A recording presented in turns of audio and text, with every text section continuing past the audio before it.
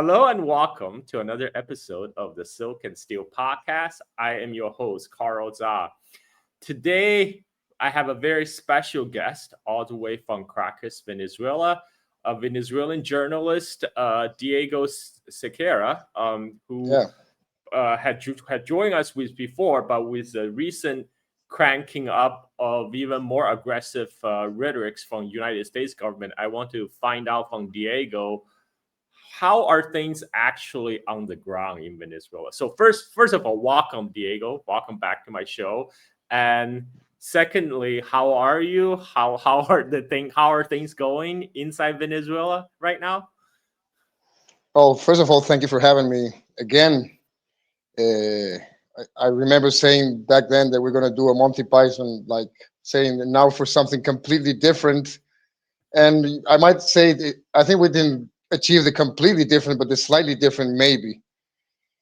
You know, it's funny. This is my favorite time of the year, and I think that's a common feat among Venezuelans. I mean, December, it's like, the festive year, the festive month, and everyone is far more concerned about that than anything else. And this means, of course, trying to make the best to get enough money to buy everything you need for the end of the year. I mean, if you have kids, the new clothings and the toys and the gifts and all that, but also for the ayacas, which is like the staple meal we have during this time of the year, and it's a very family thing to do.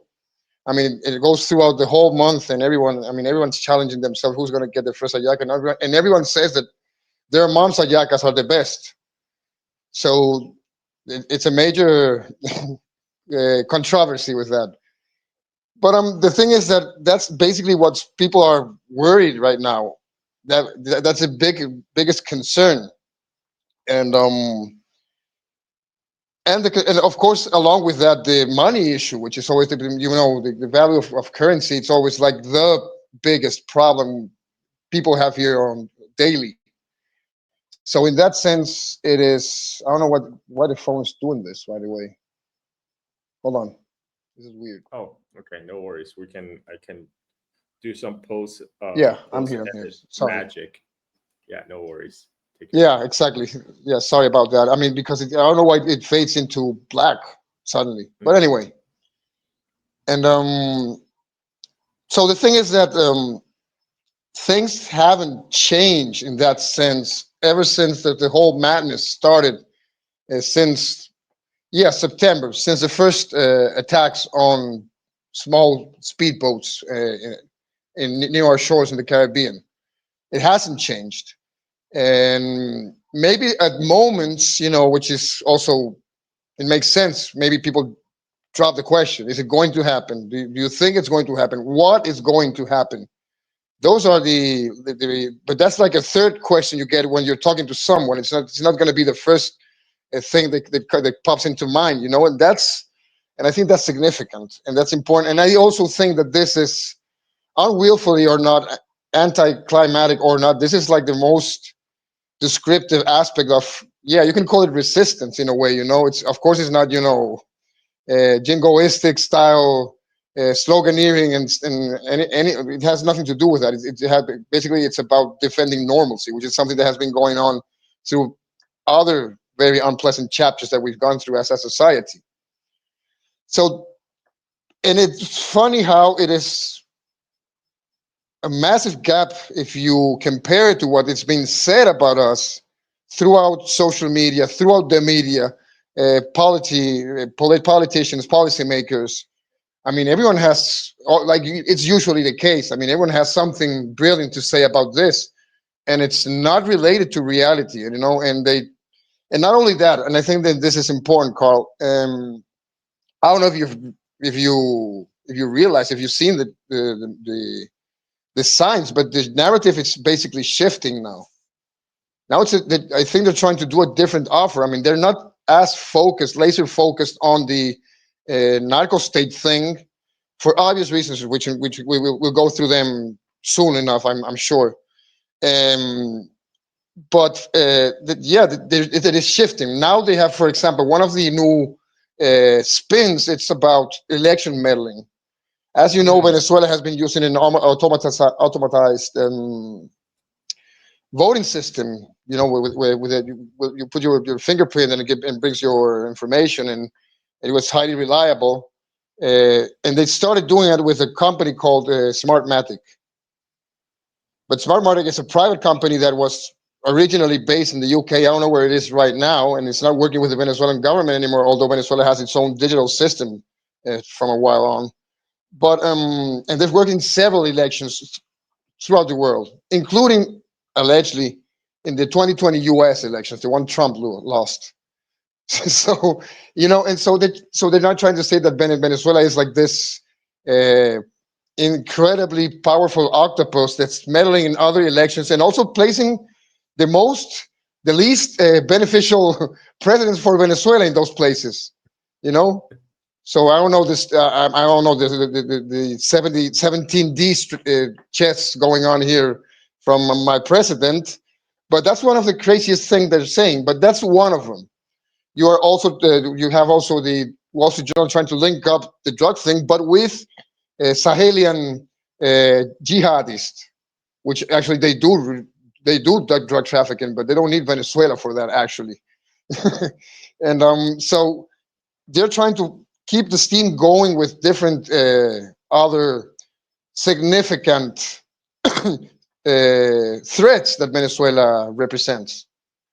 But Yeah, I saw a lot of mhm. social media agitprop. I saw people posting AI generated videos of U.S. Armada just parking on the coast of Venezuela, and the Venezuelan military is like pointing panically at the incoming invasion. I mean, it's very crude. It's very crude propaganda. Yeah, Just like their claim that this whole thing is about stopping drug flow from Venezuela, which is completely bogus. And they even yeah. mentioned fentanyl. There's no fentanyl coming from Venezuela to United States, and the war is actually not popular inside U.S. I mean, public opinion poll after public opinion poll shows that majority of the U.S. public do not support military intervention in And they Venezuela. don't believe, it's going to be better for them. And I think that's as sensitive as what you just remarked. I mean, I think And that's really important. And of course, the same thing is in Venezuela regarding polls. I don't know if you saw the new national security strategy that was published. Oh um, yeah, th- they okay, now they upgraded Latin America to the second priority list, right? But the top yeah. priority is supposedly homeland, migration, narcotics, and that's also tied. They try to tie that together with their operation in Venezuela, which is totally contradictory, because if you're saying your goal is to stop migration, how is bombing Venezuela is gonna help with that? Then if anything, that's gonna make the migration crisis much worse. Anytime Yeah. U.S. bomb a country or get involved in a war, there's a wave of refugees coming to shore of United States. That started with Korean War, started with Vietnam War. Currently there's a huge ongoing social media fight between the right wing Americans with the Somali American community, and the Somalis came over as result of U.S. intervention in Somalia. Like It's with the whole yes. I Black mean, Hawk Down and everything. So if their stated purpose is stopping migration coming to U.S., military intervention in Venezuela is not going to help that at all. But of course, we know that it's all lies. It's not gonna. This is really not about narcotics, not about stopping migration. Has been always on the neocon agenda. That's why all these neocons, establishment neocons that had been opposing Trump all this time, now they're all coming out of the woodworks in support of this intervention. It's like this war is what unites the U.S. upper class elite together. They may fight about other things, but when it's come to aggression toward other country, they're all like suddenly they're all as one. and It's totally ridiculous. and regarding neocons, you also got like now you have the on front and center like one of the worst wings of neocons, which is the Southern Florida ones. I mean, from Rubio, Maria Elvira Salazar, Jesus Christ, Carlos Jimenez, and those are the visible politicians. And it's just so. I just got into last week. I got into a fight with one of these guys, with part of the Cuban, anti-Cuban industrial complex. Is a guy called Gutierrez Borromat. I think he's a highly, yeah, it's a high political figure and also a net tool. And I mean, he got so pissed when I told him that basically it's so childish because this is another one. This is another one of the spin. This is shaped for them, saying that Maduro is actually a hostage of the Cuban spooks, of the Cuban security. And then they said that these Cuban security actually reached the U.S. asking what a world without Maduro should be like. They got This, everything for anyone. yeah, I think this has like Rubio's fingerprint all over it because this All like over it. the intervention in Latin America has always been like Marco Rubio's political agenda, and I do think Marco Rubio has presidential aspirations. He ran for president Absolutely. before against Trump, so Yeah. he's looking at that 2028 run, and he's trying to build up his portfolio to prove himself to the military-industrial complex, to Yeah. to all this At established. least Yeah, at least reaching go the ahead. ticket, the vice presidential ticket, at least. But reaching, getting there. That's what's important. That's what matters for him, and that's what also matters for all this the Cuban crisis. There's the Miami spell. It's like in its wildest stage, because this is the closest they've been to power. To being actual operational power. And that's making them go so nuts. I mean, just look at Maria Elvira Salazar. She even got to say that Venezuela's giving uranium to Hamas. I mean, I mean, It, they just don't care. that's funny that you mentioned that this is the closest they got to power because U.S. deep state have been weaponized all these immigrants, all these diasporas to destabilize their home country, to do regime change, Yes, color revolution in the home country. But what actually happened is it empowered these diaspora groups.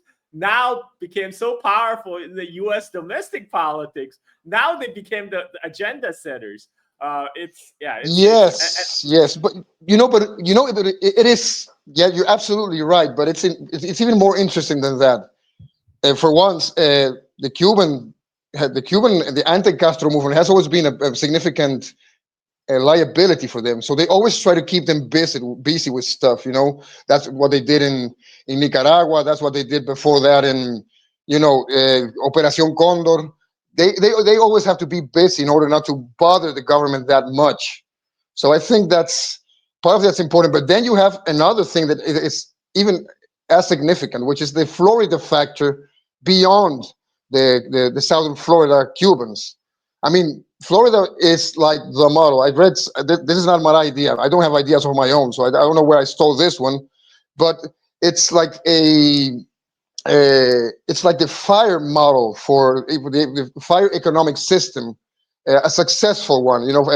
Finance, real estate, and what else? Yeah, and investment. So it is like a testing ground for the most turbo capitalist and also deranged conservative kind of thing uh, on the country. And look at this at the cabinet. Look at the cabinet. I mean, think about the most important people there.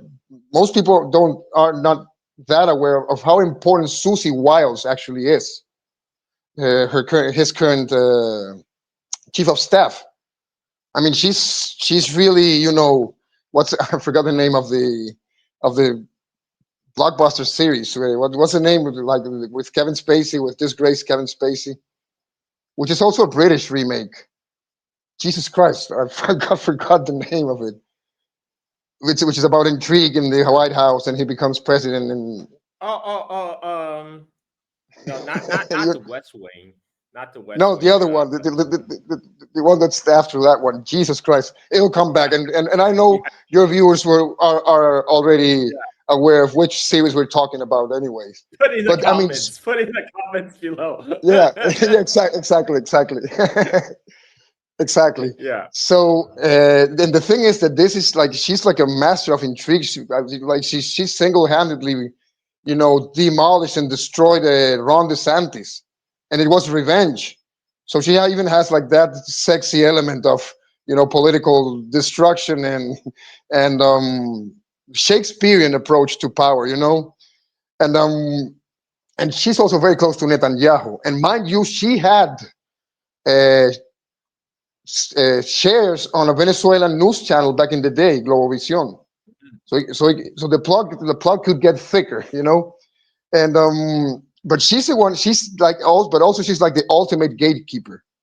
She's the one that actually Trump trusts, and she's the one who actually decides who goes into the meeting and who doesn't. That's why Tulsi Gabbard always stays outside. And so and you also have Walls there. You had, I mean, he's out, but he's in back now again. I think he's UN ambassador now. The national security advisor. And so there's like this, and there are more. There are more that are related to Florida, and so this is a very. So I think it goes deeper than just the crazy Cubans, like Trump said about them, according to Axios. And going back to the national security strategy, I mean, that's the literal hierarchy with the one you stated. But it's funny because this is not about China, but it is completely about China. you know, it is about reorganizing everything in order to be able to face China, to appease with Russia. I mean, and also the writer. I mean, the guy responsible for writing this document, which is of course Eldridge Colby. The son of Phoenix program father as well. So Eldridge Colby is actually Operation Phoenix brother. It's same father. And the thing is that and he is the most cognizant, militant, and coherent China hawk around. And he's a talented guy. I mean, he's not a fruitcake. He's not that crazy. He really knows what he says. And you can also see the Rubio imprimatur there also. I mean, he's also there. I mean, there's so many things, especially regarding regarding China. But yeah, even more so than Latin America. And you can see everything that's there is in Rubio's literature, be it legislative action, be it their articles, whatever. It is there. It is all there. So I don't know. I'm trying to figure out which one's the proxy there, because COVID's not. I mean, it's not like an easy to sway guy, intellectually speaking. So it's interesting in that way. It looks to me it's like they're trying to do imperialism, but a little bit smarter. They're doing strategic sequencing. So they decide, okay, well, our That's ultimate goal is China, but we can't confront China right now because China still had control of the rare earth supply chain. So what we first need to do is we need to consolidate our control in the West Hemisphere. We got to go to Latin America to root out the Chinese, Russian, Iranian influence, whatever. And then we go to Africa. And then after we cleanse this continent of Chinese influence, and then the third step we need to do is to control the natural resources, control the critical mineral supply chain, to rebuild that in the United States so we don't depend on China for the critical mineral supply chain. Exactly. So that was number 3. That was number 3 on their priority list, is economic revitalization and address the vulnerability in the supply chain. So after they have done that, then China, because China is number 4 on the list. Exactly. Then is China and Indo-Pacific. So I think that's their new roadmap now. Their roadmap is first we shore up our go on. In our quote unquote neighborhood.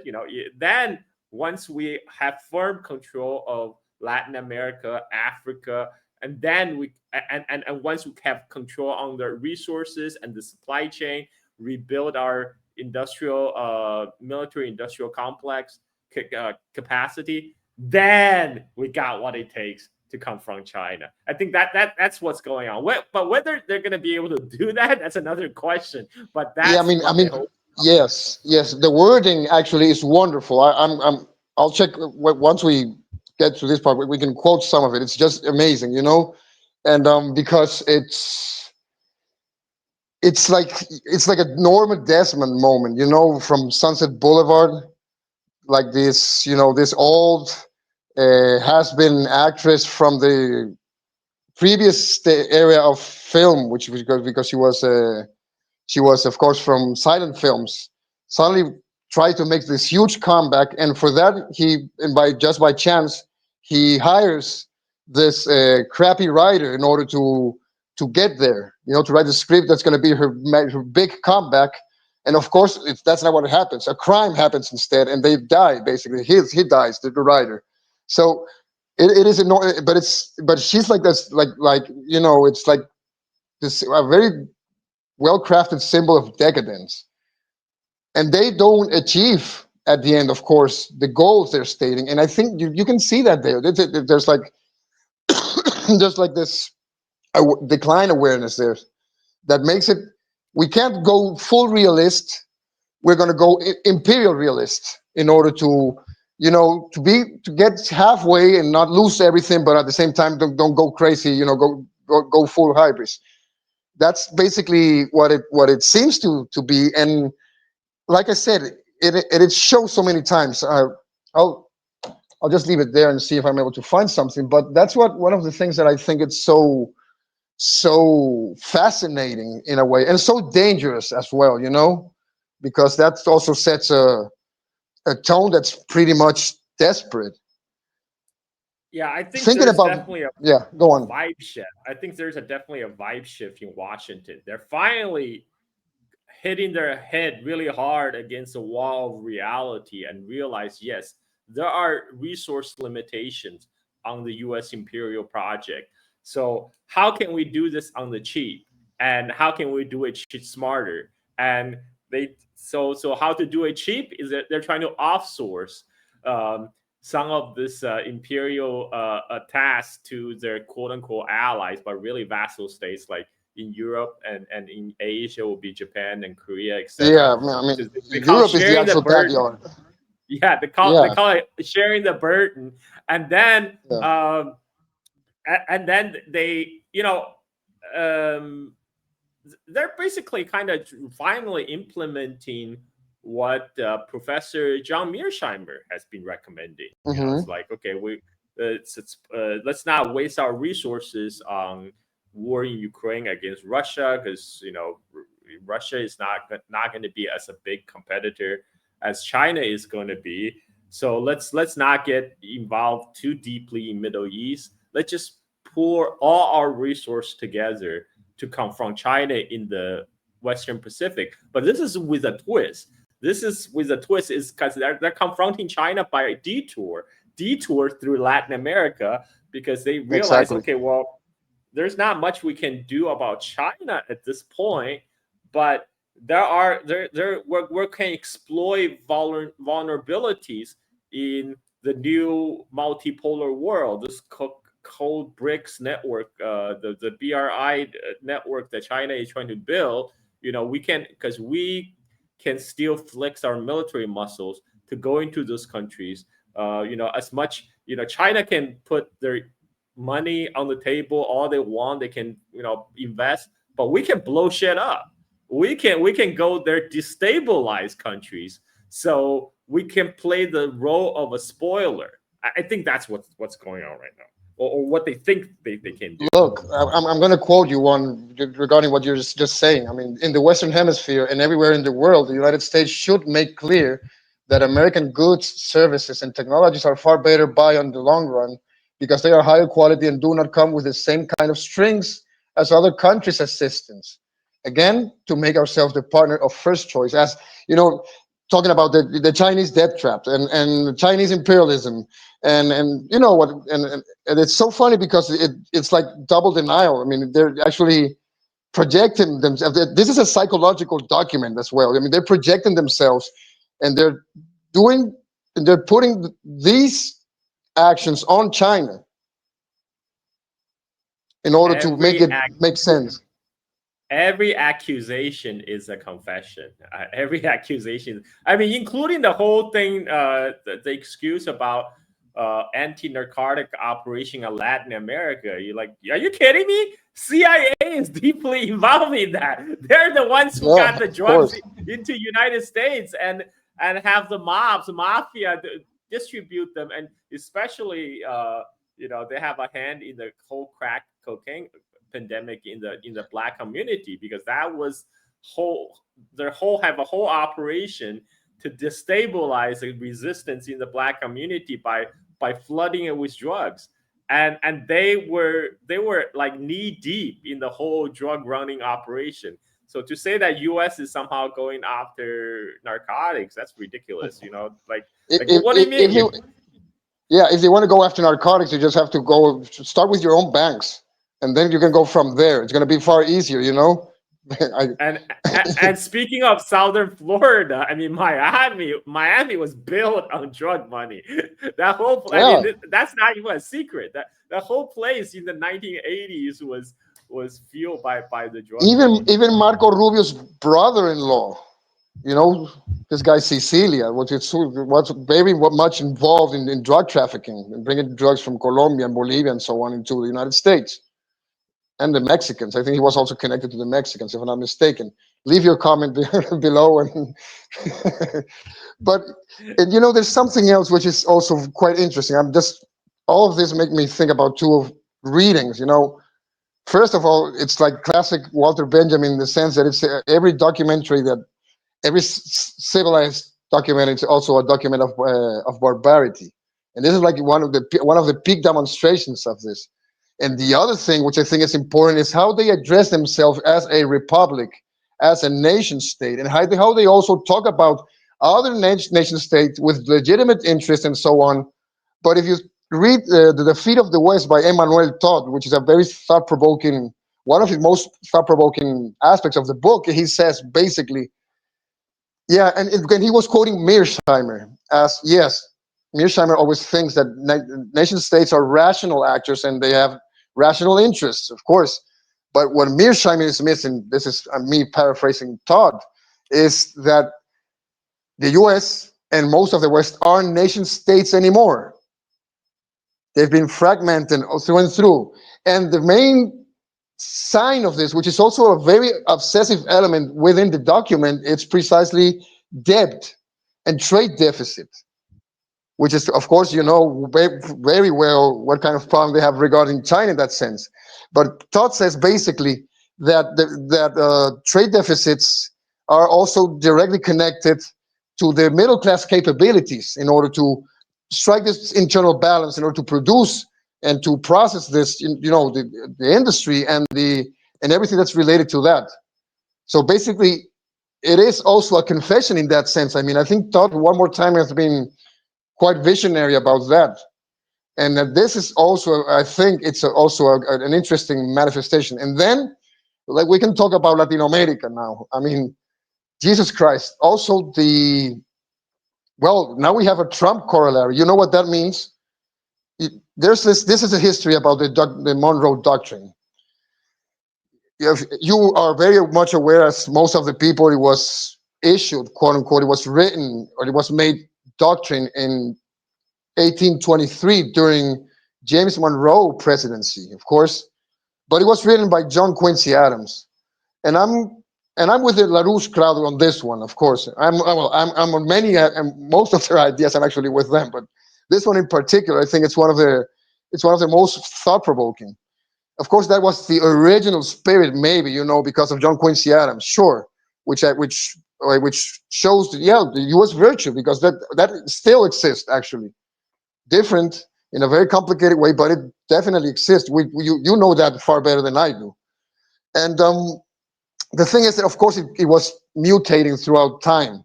It was, of course, reinterpreted in the way that Americans for the Americans was a literal thing. And then in 1905, you had the Roosevelt corollary, Teddy Roosevelt. And this is paraphrasing one more time, but he basically says, if our neighbors are unable to solve their problems and their problems are going to be a problem for us, we hold the right to intervene directly to solve these problems in order for good neighborhood, you know.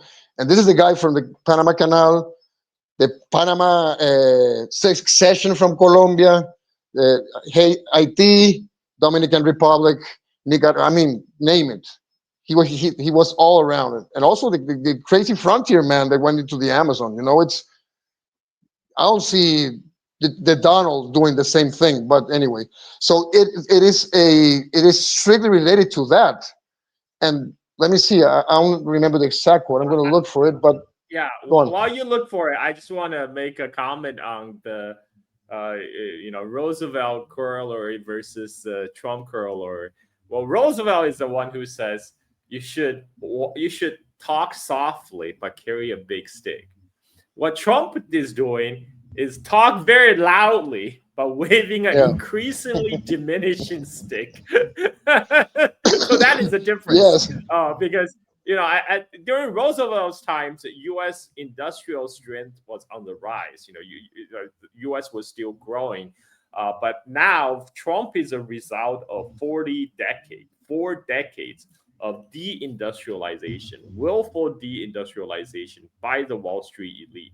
And he claimed that he wanted to reindustrialize America, but everything he has done is actually to accelerate it even further. Yeah. There's no reindustrialization of America on the horizon, because right now all the money, all the capital is going to the AI right now, and that's sucking up all the capital, all the electricity, all the energy, and actually doesn't leave much for anything else. Yeah, it's cloud economy, you know, and it's that's what they call new federalism and so on. It it absolutely is that way. I mean, and that's why and they're kind of returning to the basics in a way. Go on. Sorry, I interrupted yeah, you again. and they have and they show, if you take away all the investment into AI, U.S. economy is basically in recession right now, and this they just came out a report says the new employment report looks worse than the Great Recession or the financial crisis, and it's gonna look to surpass look on it's on the path to surpass that of the Great Depression. And the AI actually does not help, because what the AI allowed company do is cutting their workforces. They have been laying off a Yeah, lot of white exactly. collar workers that's been replaced by AI right now. So US is facing a lot of the problems that that that affected a lot of economies back in the 1930s. So what Man, Pete Hegseth himself even said, we're at the mhm. moment of 1939. So I'm like, what do you mean? You mean you're gonna invade Poland and start World War II? Well, what are you talking about? Yeah, Because that exactly. yeah. So, but I think U.S. of course now, instead of Poland, they're looking at Venezuela, and that is quite, this could be quite dangerous, very destabilizing, not just for the immediate neighborhood of Venezuela, but for whole of Latin America, and even have Absolutely. ripple effect abroad. So I honestly don't know if they really thought through all the scenarios that could result from this. Actually, I think that's where they actually at right now. Precisely, maybe, and it sounds that way. It's because what you just said. Because look at how, I mean, they're losing. They've which is it's good and it's also dangerous. They've been losing pace, their own pace. Doesn't matter what happens inside Venezuela. I mean, their own pace regarding what they're going to do here. And now they're starting to get like real trouble, real problems that are not that easy to circumvent, like the war crimes allegations, like Senate being even more proactive about uh, put under scrutiny the authorization of military force. I mean, and this guy could have like legal consequences because it has been proven like to the top that they're responsible, including the president. and even by their own legal authorities inside the Pentagon, that they do recognize that these are extrajudicial killings and these are war crimes. And that's not an I, easy one, you know. yeah. For people, my listeners, what Diego is referring to is they're talking about the extra legal killings of these Yes, fishermen, thank you. and especially the double tap. You know, The double tap. they have admitted themselves they have targeted, they did second strike against the survivors and the people who came to rescue the survivors. I mean, that's a war crime. That is a war crime. They have admitted to it themselves, and you, by the way, U.S. Navy do not have under any authority to kill people. You know, like to under the pretense of stopping a drug war. You know, even in U.S. that falls under life the domain of U.S. Coast Guard to intercept possible drug runners, right? Yeah, They have no authority to kill people, right? I mean, that's clearly a violation and a war crime. And it's now a now world of, U.S. yeah. Part of Yeah, the and problem now is yeah. Go on, finish. I'm no, go still ahead, finishing. go ahead. No, I'm just Sorry.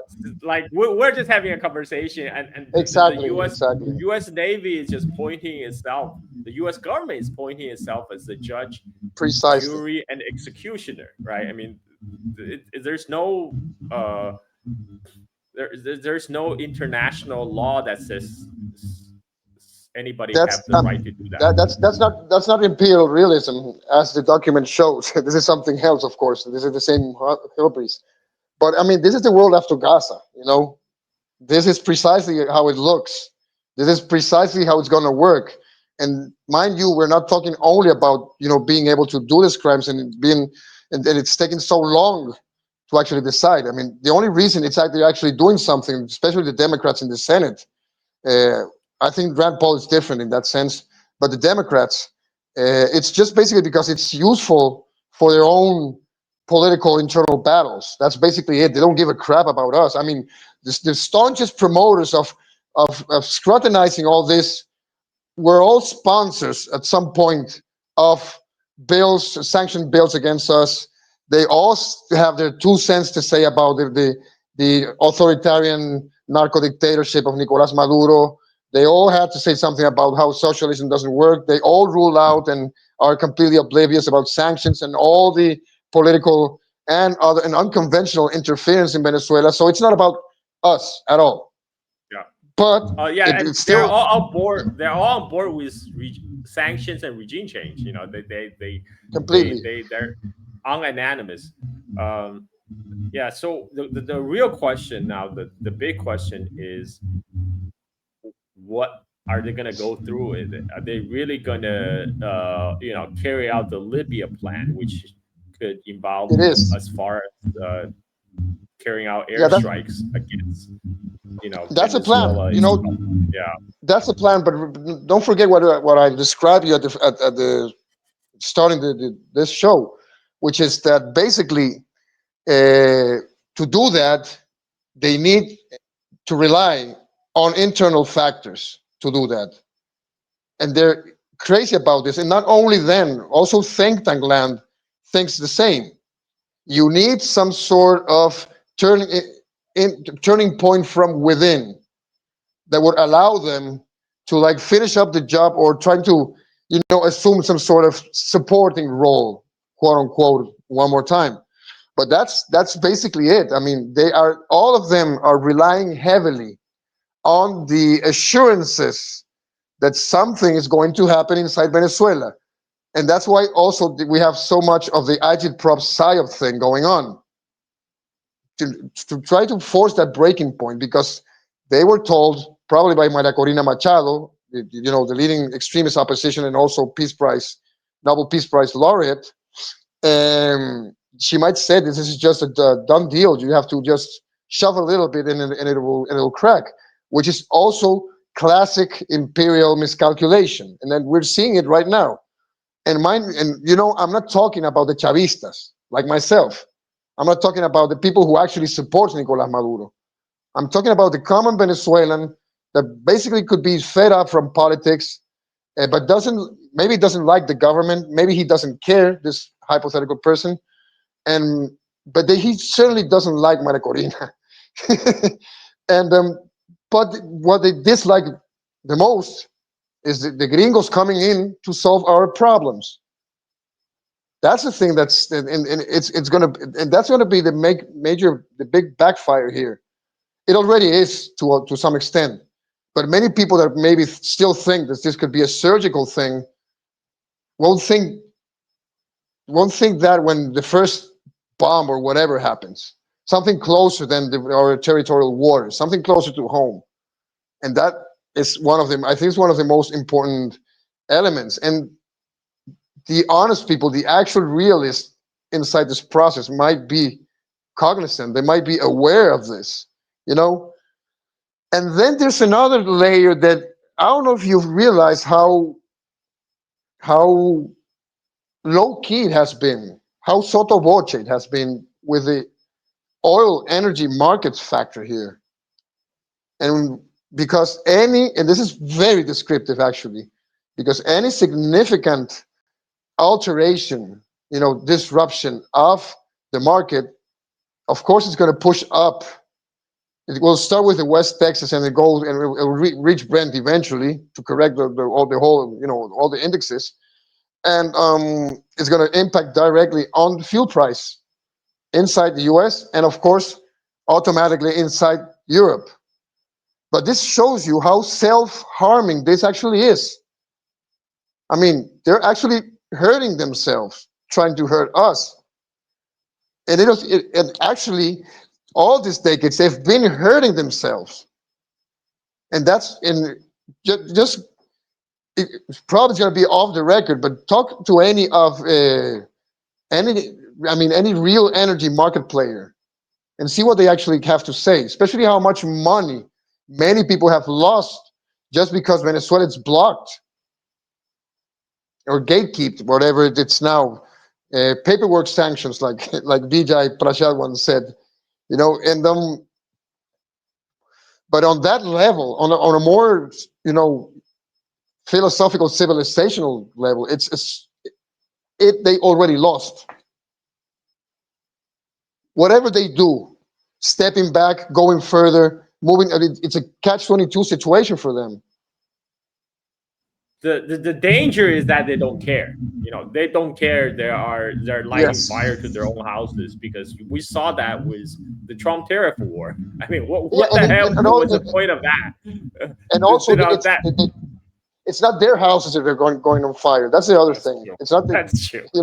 it's not exactly their houses. It's going to be everyone else.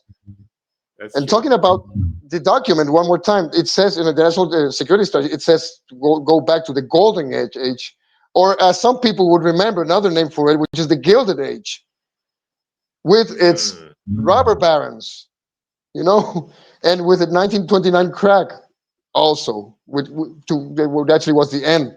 And this was the tragedy. Remember, we're waiting for the farce now. Well, I feel we're already there. I mean, we already have the Silicon Valley tech tycoons Exactly. taking over. Peter Exactly. Thiel, Elon Musk.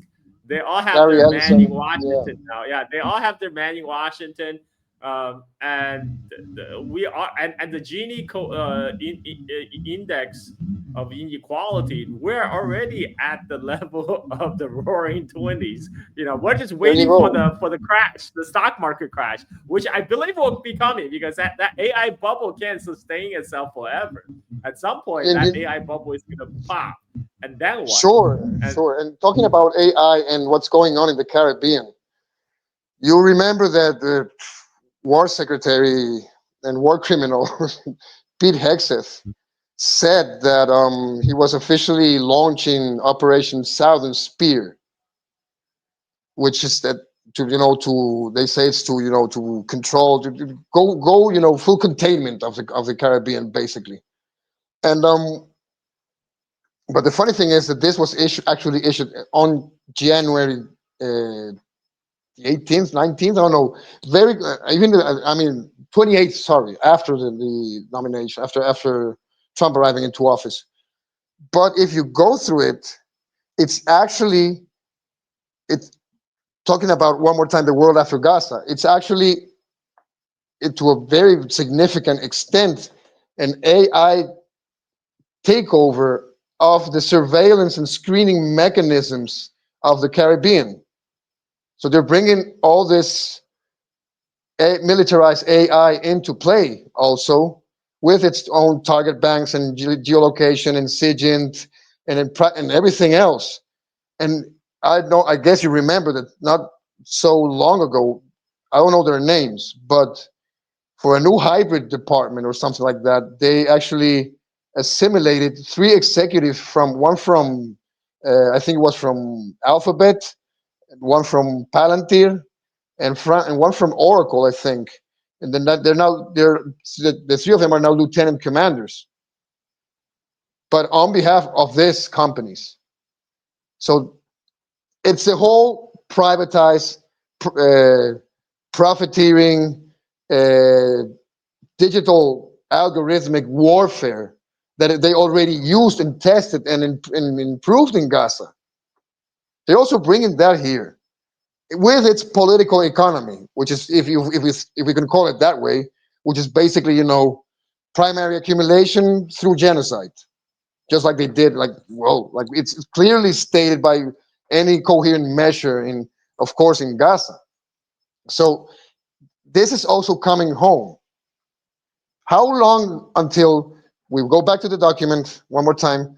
This is going to be used, if it's not already being used, against the internal enemy inside the United States, which is basically everyone, I guess, everyone with an opinion, everyone with a problem, with an economic problem, anyone with a health problem could be a potential internal enemy, right? So it's really fucked up, And speak of drugs, the co-founder of Palantir, Alex Karp, recently was on a interview, clearly coked out. I mean, that guy was high as a Yeah, kite. yeah, These, uh, yeah, this yeah. He is looked like a tripwire. He was just tense. yeah. Yeah, where we live in 1984, man. We live in 1984. Everything is upside down. Yeah, so it's good to hear that things are still as normal as it can be in Caracas. I think I think one of the biggest fear that I have is their plan might succeed to crack the Venezuelan society to cause some kind of unrest. I mean, that has been their plan all along to instigate some sort of color revolution or regime And change. So boy, have they tried. from your perspective, right now, it doesn't look it looks still very unlikely, right?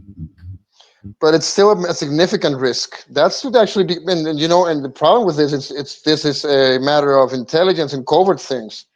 This is something that us and actually maybe if you think about it with a with this from spook world, if everyone is actually distracted with what December means, maybe it's a perfect time to prepare everything for January, which is like one of the shadiest months throughout the year, because it's like the hangover month, economic and otherwise. So Uh, and and if you look at the amount of operations that have been foiled, be it terrorist plot, be it false flag attempts, be it sabotage operations on on the oil industry, on refineries and so on, reaching out and put a lot of heat on the president's personal pilot in order to divert the flight into U.S. jurisdiction. So the signs are clearly there, and also you have the CIA stunned by Trump announcing that they are like, I mean, it's a stupid statement if you just leave it at that, but it's a PR one, in order to also put up some heat on the psychological landscape. And also Marco Rubio, of course, is also a national security advisor. He has all the Title 50 legal basis to go covert as much as he wants. and it doesn't have to go through Congress or Senate. So that's also, and he also has all the slush fund money from the USAID. So I mean, that's, I can't. It would be quite irresponsible from me to actually rule out that possibility. That's a real risk, I think. But that saying this, it doesn't mean that I know that something's brewing. Actually don't. I don't feel it's actually happening. And these things sometimes you can even foretell a bit. There are always some symptoms, and we know how to identify them as well because we're used to this.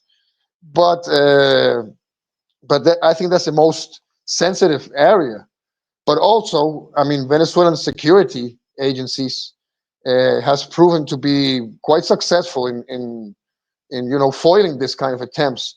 So who knows? This is that this this variant. Yes, I think it's risky. If we measure it based on the current mood, yes, it doesn't seem that way. But we cannot basically talk about that. I don't know, 30% of close information, unseen factors, and place that we basically just are unable to know because we're not inside the fold, and I guess we don't want to either. So it's that's the only thing on speculative grounds that I would think it could be a significant risk, or something disruptive, to fight the banking system or something these days. That would be also, but it will be too obvious and too mean, you know and it's not going to be easy to put the blame on the government necessarily when and this is also part of that economic terrorism, if you ask me. And otherwise, what is going on with the airspace, with Venezuelan airspace? There's this war going on in which, well, it started, a couple of weeks. Actually, the first note to airmen was actually from October 31. But it didn't involve Venezuela. It was just a small fragment of southern Puerto Rico. Then 2 weeks ago, I think it was. I'm with timing. I'm a bit lost, but the first time there was this NOTAM was covering the whole country, which is not a no-fly zone. It's just a warning. You have got to be careful because maybe military operations at each and every altitude, and from takeoff to landing, it's going to be risky. But it's more like an advice, a warning. It is not a no-fly zone. And this was challenged, not only including international airlines at first. Then 6 of them caved in. And of course, they were sanctioned by the Venezuelan government because doing that, including now, no, Turkish Airlines. I mean, they might be losing a huge amount of money just because of that. And they don't talk about the refueling that Venezuela also represents as a logistical hub for other flights, because of all the benefits it has in that sense. And it was challenged. It was challenged by the government. It was challenged by flights. It was challenged by the Colombian government. And then came the Truth Social post by Trump declaring, with all caps, that the Venezuelan airspace, it was addressed to pilots, drug traffickers, human smugglers. I mean, it was just insane. Another insane post with insane prose, that saying that Venezuelan airspace was completely closed. And more, but not all of them, of the airlines actually also caved in. But then, for example, President Petro ordered that the airlines that weren't flying to resume, otherwise it would be sanctioned by the Colombian government, and called the world to keep on their own, and the world airlines to keep their operations going in Venezuela. But 2 days ago, the Colombian Minister of Transport was denouncing that they're doing they're messing with GPS. They're messing with they're doing cyber attacks to flight itineraries, to flights that are coming into Venezuela, to sabotage them. Civilian commercial flights we're talking about. There are, they've been, their whole system is being intervened by cyber warfare, basically, and signal interruptions and so forth, so on. And this is unconventional war. This is part of of the repertoire. And if they're doing this, this shows you how unsuccessful was everything they did before that, including Trump full caps post. But this, of course, it's harmful. And this is economic terrorism. And that's the best and most reliant tool they still got against us. Have there been a big impact as a result of Trump being announced the closure of airspace? I mean, for the average people on the ground, have there been a big impact? Not really, not as they expected, I think. And also, and who are they blaming? As far as I've seen, of course, they also play with the new Venezuelan diaspora on this, because some people are going to fly to Colombia, some are going to fly to Spain or other places to see their families that left at some point throughout the last 10 years. And it is a source of anxiety for some, but not everyone is flying outside Venezuela or inside Venezuela. I mean, not everyone, but yes, it's a source of anxiety, of course, and also it also adds up for to try to deteriorate the economic picture overall.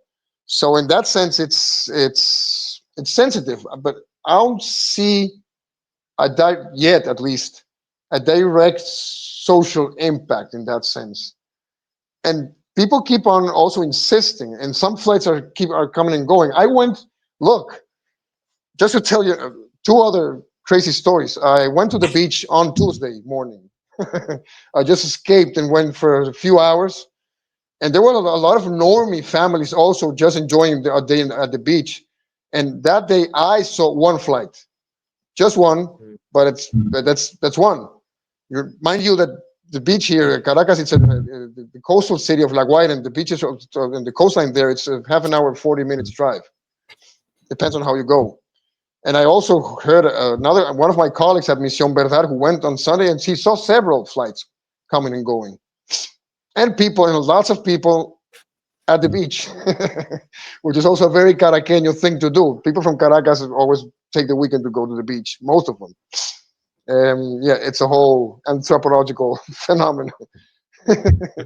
but but that also tells you that it still goes. It's still ongoing. There are still flights coming in from Curacao, and some from Colombia, but I guess it's not as smooth as it should be. So I think that also mitigates a bit the anxiety factors for people. But it's still quite dangerous. I mean, it's quite. I mean, this is bad. And heading back to wrap up the point, heading back to the world after Gaza, be it the war crimes at the Caribbean, or be it this kind of things, you have radio silence from Europe, you have radio silence from countries in the region that are just, they know they could be the next, but they just don't say anything because they have always been cowards. And I'm saying this like, yeah, I'm being nationalist, jingoistic Venezuelan, as I say this, of course. But it has been the case, man, even from the left, you know. But that's what the worrying part is that the threshold of acceptability of this kind of thing, the threshold of imagining this as something normal, has been so expanded after Gaza that this is part of the result. Yeah, the Trump administration definitely have shifted the overtime window of what is acceptable. Um, Man, I feel for you guys, man. We're gonna have to make this a more regular occurrences because I mean I'm sure a lot of my listeners and viewer also interested to find out what's actually going on the ground in Venezuela. You know, talking to an actual Venezuelan-based person about these issues. Because right now we're getting so much propaganda flooding the social media space. And thank you, Diego, for making the time to speak to us. If people want to reach you on social media or whatever, where would they go? Well, first of all, misionverdad.com. MIS with just one S. MISION V, short V, ERDAD. Truth Mission in Spanish. .com. That's the main place. And we also have a very dynamic Telegram channel. And then my personal Twitter handle, it's at, yeah, this is all, I have to do something about it. Just look for my name and you're going to see them. You're going to see me there. Diego Sequeira on Twitter and just you'll see me there. I don't want to go without quoting, man. We have to take this quote like the money quote for the whole document Oh, regarding let's do it. the Trump corollary. It says, after years of neglect, and this is so Marco Rubio, by the way, the United States will reassert and enforce the Monroe Doctrine to restore American preeminence in the Western Hemisphere and to protect our homeland and our access to key geographies throughout the region. We will deny non-hemispheric competitors the ability to position forces or other threatening capabilities or to own or control strategically vital assets in our hemisphere. This Trump corollary to the Monroe Doctrine is a common sense and potent restoration of American power and priorities, consistent with American security interests. And if you didn't thought about the port of Chancay in Peru, I mean, where have you been? It's like it's all about pushing China and behind China, of course, Iran and Russia out of the hemisphere, out of Latin America, and that starts with the most dynamic, better for multipolarity, which is Venezuela in the region. Yeah, for my listener who may not be aware, the port of Chancay in Peru is a Chinese finance, Chinese built mega port in Peru that's gonna link up, with a lot of the Latin American economic networks. They also had plans to build a railroad from Brazil to Chancay. And yeah, this is, and as you say, their biggest, they're not going to stop with Venezuela, and their Brazil is actually the biggest prize because Yeah, this is regional change. This is nothing to do with regime change solely. It's also regional change. Yeah. Yeah. Well, thank you, Diego, again for keeping us updated, and I hope everything is well with you and your family. And we'll have to check back with you soon to find out what really is going on. Maybe during the January hangover, yeah, like after. Sure, there will be like landscape after the battle. Yeah, man. Sure. I mean, anytime, brother. I mean, it's always good to go, as in depth as possible as time allows us to do. Well, it's been a pleasure, and thank you, Diego, and for our listeners, thanks for watching. Until next time, bye bye.